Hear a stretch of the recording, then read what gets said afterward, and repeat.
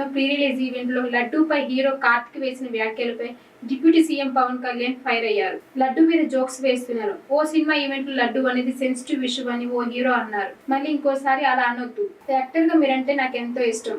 సనాతన ధర్మాన్ని గౌరవించండి. ఏదైనా మాట్లాడే ముందు 100 సార్లు ఆలోచించండి అని సూచించారు. అలానే ప్రకాష్ రాజ్ పైన కూడా ఫైర్ అయ్యారు పవన్ కళ్యాణ్. ఈ విషయంలో వాళ్ళు మతం పుచ్చుకున్నారా లేదో నాకు అన్నీ తెలియదు. వైవి సుబ్బారెడ్డి గారు ఉన్నారు, భూమన కరుణాకర్ రెడ్డి గారు ఉన్నారు, వారి కుటుంబ సభ్యులు ఉన్నారు. ఎవరైనా సరే మీరు మతం పుచ్చుకున్నారా లేదో నాకు తెలియదు. అవన్నీ అది మీ బయటికి చెప్పుకుంటారా లేదో నాకు తెలియదు. నేను అది కూడా మాట్లాడట్లా. కానీ మీరు బాధ్యత తీసుకున్నారు. మీరు హైందవ ధర్మాన్ని కాపాడుతానని మీరు బాధ్యత తీసుకున్నప్పుడు కాపాడాల్సిన అవసరం మీ మీద ఉంది. బోర్డుని మీరు స్థాపించారు, మేము స్థాపించలా. తప్పులు జరిగినాయి. తప్పులు జరిగితే వైఎస్ జగన్ గారు ఏం చెప్పాలి? ఒకవేళ నాకు తెలియకుండా మేము ఆయన బ్లేమ్ చేయట్లా. కానీ మీ ఆధ్వర్యంలో జరిగింది. మీరు కాన్స్టిట్యూట్ చేసిన బోర్డు వల్ల జరిగిన తప్పిదాలు ఇవి. మేము కనుగొన్నాం. ల్యాబ్ టెస్టులు ఇవన్నీ మేము ఆటలాడతామా? ఇవన్నీ వీటితోటి సెంటిమెంట్స్ తోటి మాకు బాధ్యత లేదా? నేను నిజంగా కనుక చాలా బలమైన సనాతన ధర్మాన్ని పాటించేవాడిని. చిన్నప్పటి నుంచి పొద్దున్న లేచినప్పటి నుంచి రాత్రి పడుకునేదాకా మా ఇంట్లో రామనామం ఉండేది, రామ జపం ఉండేది మా ఇంట్లో. అలాంటి రామభక్తులం మేము. కానీ రామతీర్థం విగ్రహాన్ని, రాముడి విగ్రహాన్ని శిరచ్ఛేదం జరిగినప్పుడు ఒక సగటు సనాతనవాదిగా, సగటు హిందువుగా, సగటు రామభక్తుడిగా బయటకు వచ్చి చాలా గొడవలు చేయగల సత్తా ఉన్నవాడిని గుర్తుపెట్టుకోండి. ముఖ్యంగా వైసీపీ నాయకులకి, నన్ను విమర్శించే దేశ యావత్తు నన్ను విమర్శించే ప్రతి ఒక్కరికి తెలియజేస్తున్నా, గొడవ పెట్టుకోవాలంటే చాలా బలంగా గొడవ పెట్టుకోవాలి. కానీ నాది పేదవాళ్ళ కష్టాలు, క్రిమినలైజేషన్ ఆఫ్ పాలిటిక్స్, వీటి మీద మేము మాట్లాడతాం. వీటి మీద తప్పించాం. ప్రజలు బాగుండాలి, కాన్స్టిట్యూషన్ వాల్యూస్ని అప్హోల్డ్ చేయాలి, రాజ్యాంగం బాగుండాలి, వీటి కోసం తపన పడేవాళ్ళం. కానీ సెక్యులరిజం పేరు మీద, secularism is not one way, it's two way. Secularism అంటే కూర్చోబెట్టి ఒక్క సైడ్ నుంచి వచ్చేది కాదు, అన్ని సైడ్ నుంచి రావాలి. ఇది చాలా ఆవేదన కలిగిస్తుంది. కొన్ని దశాబ్దాలుగా చూస్తున్నారు ప్రతి హిందువు. దీంట్లో మిగతా మతాల ప్రస్తావన కంటే కూడా నేను ఎక్కువ ప్రస్తావన చేస్తుంది. హిందూ ధర్మాన్ని పాటించి, వాళ్ళు వ్యక్తిగతంగా పాటించి బయటకు వచ్చేటప్పటికి మీడియా వారి కోసమో లేదంటే ఇంకొంత ఎవరైనా సాటిస్ఫై చేయడం కోసం తెలియదు, కానీ సాటి హిందువులు తోటి హిందువులను తిడుతూ ఉన్నారు. ఇది చాలా ఆక్షేపణీయం. దీంట్లో నేను ముస్లిమ్స్ నిందించట్లా, అది క్రిస్టియానిటీ నిందించట్లా. కానీ బాధ్యత తీసుకున్న హిందువుల్ని నేను నిందిస్తున్నాం. బాధ్యత మీది. మీరు యథాలాపంగా వచ్చి ఇది పొలిటికల్ పదవులు, విగ్రహాలు పోతే మేము ఇల్లు కట్టుకుంటాం, వాకిళ్ళు కట్టుకుంటాం, ఏం మాటలవి? ఇదే మీరు మస్జిద్లో జరిగితే మాట్లాడతారా? మస్జిద్లో ఇలాంటి అపవిత్రం ఒక చిన్నపాటి చోరీ జరిగితే ఇలాగే మాట్లాడతాం. ఎందుకంటే మీరు మాట్లాడరు, ఓట్లు కదా అక్కడ. కానీ హిందువులు మాట్లాడితే హిందువులు అందరికీ ఎవరు పట్టించుకోరు. ఇక్కడ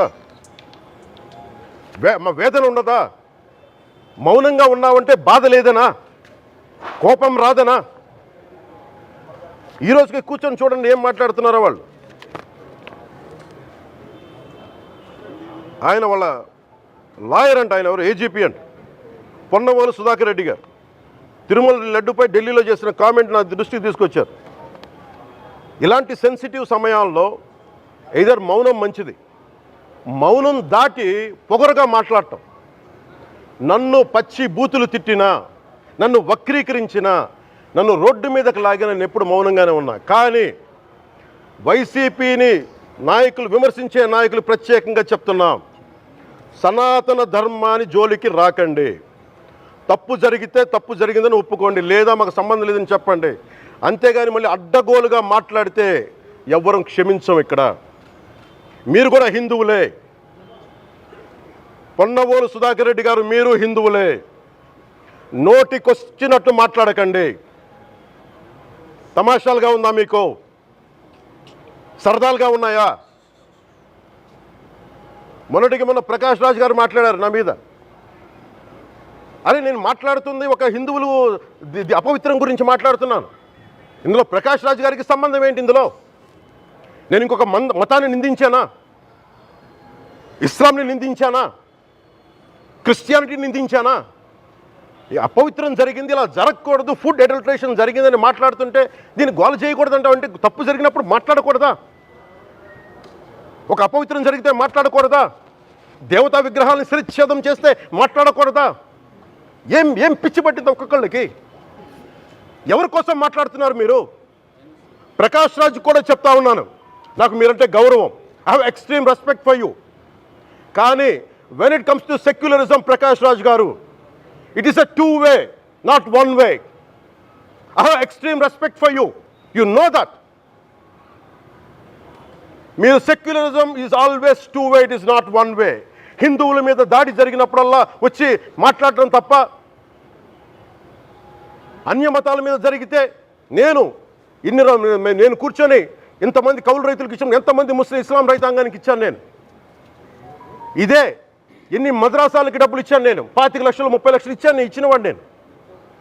నాకు అన్య మతం ఇస్లాం మీద గౌరవం ఉన్నవాడిని, క్రిస్టియానిటీ మీద గౌరవం ఉన్నవాడిని, చిన్నప్పటి నుంచి కూర్చొని మిషనరీ స్కూల్లో చదువుకున్నవాడిని.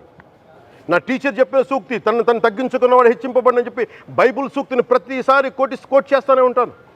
ఇది నా గౌరవం, ఇది నేను చూపించే గౌరవం. మీరు మాట్లాడితే కూర్చొని నేను పాటించే ధర్మానికి అపవిత్రం జరిగినప్పుడు నేను మాట్లాడకూడదు, మౌనంగా ఉండాలి. సెక్యులరిజంకి విఘాతం అంటే ఏంటి? సెక్యులరిజంకి విఘాతం? నా ఇంటి మీద దాడి జరిగినప్పుడు నేను మాట్లాడకూడదా? నా ఇల్లు 10 మందికి ఆశ్రయం ఇస్తుంది. నా సనాతన ధర్మం అన్ని ధర్మాలకి ఆశ్రయం అయితే దానికి దాడి జరిగినప్పుడు, దాని మీద అపవిత్రం జరిగినప్పుడు దానికి కూడా మాట్లాడకూడదంటే ఏం మాట్లాడాలి మీతోటి? ప్రకాష్ రాజ్ గారు, you have to learn your lessons. I respect you. It's not just Prakash Raj Garu, all the people who thinks in the name of secularism, you're going haywire. Let me tell you guys, we are extremely hurt. Don't make a mockery out of our sentiments.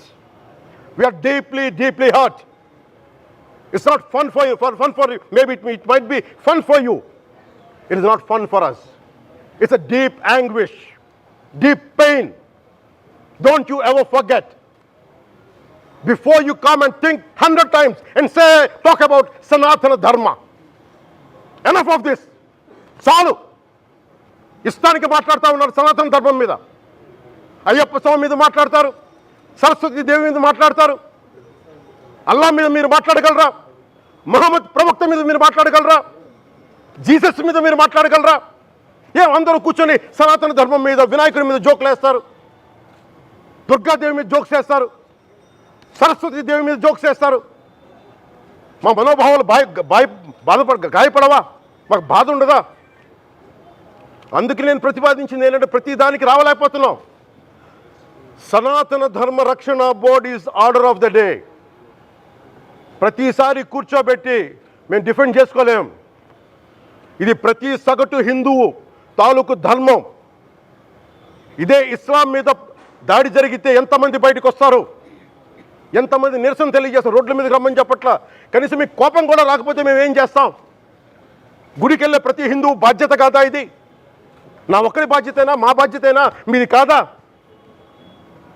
ధర్మాన్ని మీరు పరిరక్షించడానికి మీ బాధ్యత కాదా?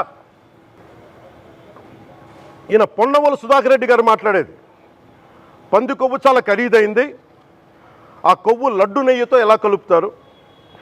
నెయ్యి 300 రూపాయలు ఉంటే పంది కొవ్వు 1200 రూపాయలు. బంగారంతో రాగి కలుపుతారా? ఇత్తడిలో పుత్తడి కలపరు. చెంబు తయారులో ఎవరైనా బంగారం కలుపుతారా? మదం ఎక్కిన మాటలు పొన్నవోలు సుధాకర్ రెడ్డి గారు. మదం ఎక్కి వస్తే ఇట్లాంటి మాటలే వస్తాయి. మీరు నా మీద కోర్టులో కేసులు వేసుకుంటారో ఏమి చేసుకుంటారో చెప్తా. మీరు ఏజీపీలు కదా, మీ దగ్గర 1000 కోట్ల డబ్బులు ఉన్నాయి కదా, వేసుకోండి కోర్టులో, చెప్పండి. సనాతన ధర్మానికి నోటికొచ్చినట్టు మాట్లాడితే మిమ్మల్ని అందరినీ రోడ్ల మీదకి లాగుతాం, గుర్తుపెట్టుకోండి. తప్పు జరిగింది, ప్రాయశ్చిత్తం చేసుకోండి, లేదంటే మౌనంగా మాట్లాడకుండా ఉండండి, అంతే. మా మనోభావాలు ఇంకా రెచ్చగొట్టేలా మాట్లాడొద్దు. భూమన కరుణాకర్ రెడ్డి గారు మాట్లాడతాను నేను వెళ్ళి, హై డ్రామా, రాజకీయ మనసు ఉన్న వాళ్ళు అత్యంత దారుణంగా ప్రవర్తిస్తున్నారండి. లడ్డు కలుషితమైంది అంటున్నారు. కల్తీ నెయ్యితో తప్పు చేసి ఉంటే సర్వనాశనం అయిపోతాం, రక్తం కక్కుని చచ్చిపోతాం. మీ నాశనం మొదలైంది. రెండోది, అది భగవంతుడికి వదిలేస్తున్నాను. వైవి సుబ్బారెడ్డి గారు విచారణకి రావాలంటే రికార్డులు ఆయనకి ఇవ్వాలంట. మీరు ప్రభుత్వంలో రికార్డులు మాకు ఇచ్చారా? మాకు ఏం మాట్లాడుతున్నారు మీరు? మీరు కూడా విచారణకి సిద్ధంగా అండి. అసలు ఈవో ధర్మారెడ్డి గారు, ఆ మనిషి గాయబ్. ఈరోజు దాకా లేడు ఆయన. ఈరోజు దాకా మళ్ళీ కనిపించలా. ధర్మారెడ్డి గారు, నేను మిమ్మల్ని చూశాను ఆ రోజున. నేను దర్శనానికి వచ్చినప్పుడు మీరు అందరూ ఎలా ప్రవర్తించారో నాకు తెలుసు, నేను చూశా. తిరుమలని ఇష్టారాజ్యంగా చేశారు, అది వ్యాపార కేంద్రంగా చేశారు, ఆధ్యాత్మిక కేంద్రం నుంచి పర్యాటక కేంద్రంగా చేశారు. అది ఇదే మీరు మక్కాకి వెళ్తే ఇలాగే ప్రవర్తిస్తారా? మీరు ఒకసారి మక్కాను చూసి నేర్చుకోండి. ఇస్లాంని పాటించే ప్రతి ముస్లిం ఎంత పవిత్రంగా పాటిస్తాడో చూడండి. అక్కడ అథారిటీస్ని అడగండి. ఒక చిన్నపాటి మస్జిద్కి వెళ్తే ఎంత పవిత్రంగా చూసుకుంటారో చూడండి. ధర్మారెడ్డి గారు, మీరు హిందువులా? మీ ఇష్టానికి మీరు చేసేసుకుంటారా? మీ బిడ్డ చనిపోయాడు, చనిపోయిన కనీసం 11 రోజులు లోపలికి రాకూడదండి, ఈ లోపల వచ్చేస్తారా మీరు? మేము మర్చిపోయామనుకుంటున్నారా? ఆగమ శాస్త్రం చెప్పింది మీకు ఇదేనా? అంటే గవర్నమెంట్ ఉద్యోగులు అయితే ప్రభుత్వం మీ నియమిస్తే మీ ఇష్టానికి చేసేసుకుంటారా? మాకు బాధలు ఉండవనుకుంటున్నారా? ఇదే మీరు ఒక ఇస్లాంకి చేస్తే అపచారం జరిగితే మీరు ఏం చేస్తారు? బయట రోడ్ల మీదకి వచ్చి మీరు కూర్చోబెట్టి దాన్ని పొలిటికలైజ్ చేస్తారు. మీరు పొలిటికలైజ్ చేస్తారు. నేను నిజంగా చెప్తున్నా, జగన్మోహన్ గారికి కూడా చెప్తున్నా, మీరే కనుక, నేనే కనుక సనాతన ధర్మం మీద పోరాటం చేయాలని నన్ను ఆపేవాళ్ళు ఎవరు లేరు ఈ దేశంలో, గుర్తుపెట్టుకోండి. నేను కనుక సనాతన ధర్మం కోసం నేను పోరాటం చేస్తే చచ్చిపోవడానికి సిద్ధం నేను. కానీ నేను అక్కడి దాకా తీసుకెళ్ళిన విషయాలు, దానికి నిదర్శనమే రాముల వారి విగ్రహం శిరిచ్ఛేదం జరిగినప్పుడు ఒక్క మాట మాట్లాడకుండా చెప్పి కూర్చున్నాను. ఆ తెలివితేట లేక మీ ప్రభుత్వాన్ని కిందకి తీసుకొచ్చి అధాపాతాలను తొక్కిన మేము మాకు శక్తి లేదనుకుంటున్నావా? ఉండవనుకుంటున్నావా? కానీ మేము సమాజాన్ని కలిపి ఉంచాలని వ్యక్తులం తప్ప విడగొట్టాలని వ్యక్తులం కాదు మేము, గుర్తుపెట్టుకోండి. అలాగే ఈరోజు నుంచి ప్రజలందరికీ కూడా చెప్తున్నా, ఎవరు అన్ని మతాలని మేము గౌరవించేది ఈ నేల. ఒక జనసేన పార్టీ అని కాదు, తెలుగుదేశం పార్టీ అని కాదు. మీరు ఏ పార్టీలకు సంబంధించిన వైసీపీలో ఉన్న హిందువులందరూ ఏం చేస్తున్నారు? మీరందరూ పోటీ పడ్డారు కదా తిరుమలకి వెళ్ళడానికి. మీరు మర్చిపోయారు, ఇందులో ఈ పాపం మీకు కూడా వస్తుంది, ఈ పాపం మీకు కూడా తగులుద్ది. మీ మౌనం కూడా మొత్తం జాగ్రత్త, తరాలు నాశనం అయిపోతాయి. మీ మౌనం మంచిది కాదు.